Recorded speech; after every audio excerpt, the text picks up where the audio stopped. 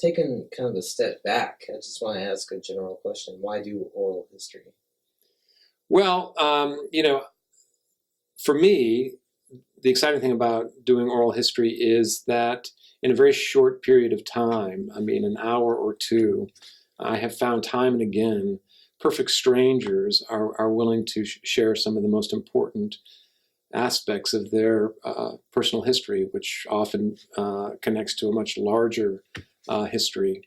And to do it in, a really, in most cases, open and honest and direct way that, I've always been interested in the history of experience and the way ordinary people have responded to decisions made by the very powerful and how it's affected their lives. So if you're studying war or economic disasters or immigration or almost any historical subject, the relationship between the politics of decision making and the lived experience, kind of sorting out the consequences of those decisions.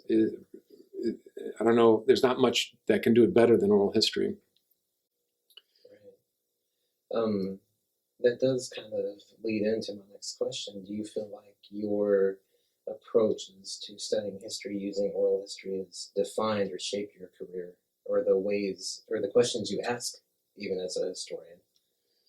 Yeah, there's no question that when I was an undergraduate in the 70s, people talked about doing history from the bottom up. Mm-hmm.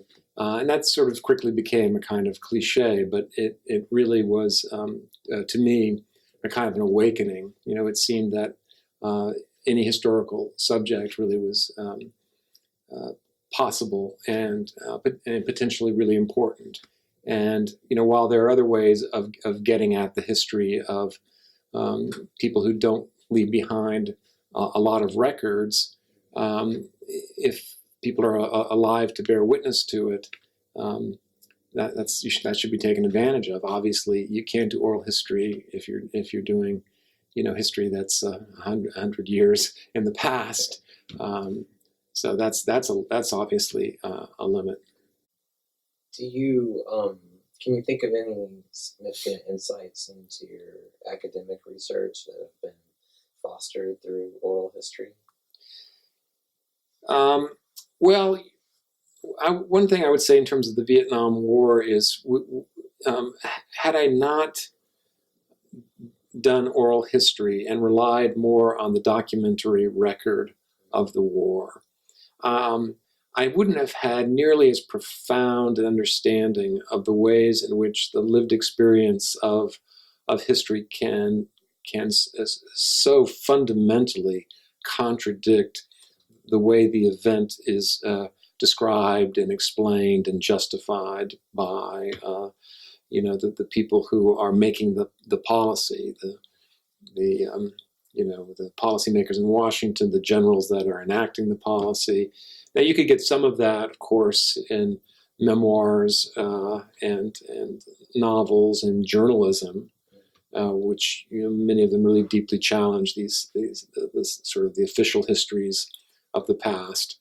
But when you're doing a lot of interviews with a variety of people, you get a much fuller, richer sense of the variety of perspectives. So, in other words, not just the way the experience contradicts official histories, but the variety of different ways in which people experience the past.